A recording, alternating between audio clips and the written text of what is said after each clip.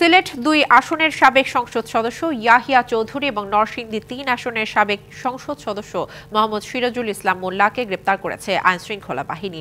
রাতের রাজধানী থেকে তাদের ধরা হয়। ইয়াহিয়া চৌধুরীকে বিগত রাত ১২টার দিকে যৌথ অভিযানে রাজধানীর উত্তরার তার নিজ বাসা থেকে গ্রেপ্তার করা হয়। তার বিরুদ্ধে সিলেটের কোতোয়ালি থানার একটি বিস্ফোরক দ্রব্য এবং একটি হত্যা চেষ্টার মামলা রয়েছে। গ্রেপ্তারের পর তাকে সিলেটে নিয়ে সংশ্লিষ্ট থানার সোপর্দ করা হবে।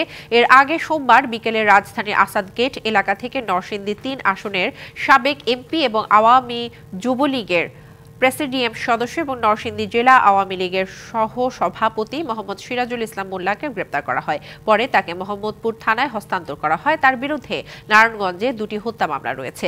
এদিকে সোমবার রাত ৯টার দিকে রাজধানীর উত্তরা থেকে তাকে গ্রেপ্তার করা হয় বরগুনা ১ আসনের সাবেক সংসদ সদস্য ধীরেন্দ্রনাথ সভ্যকে।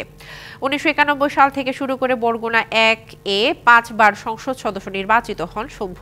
তাকে ২ দফায় খাদ্য এবং নৌপরিবহন মন্ত্রণালয়ে উপমন্ত্রী হিসেবে দায়িত্ব দেওয়া হয়।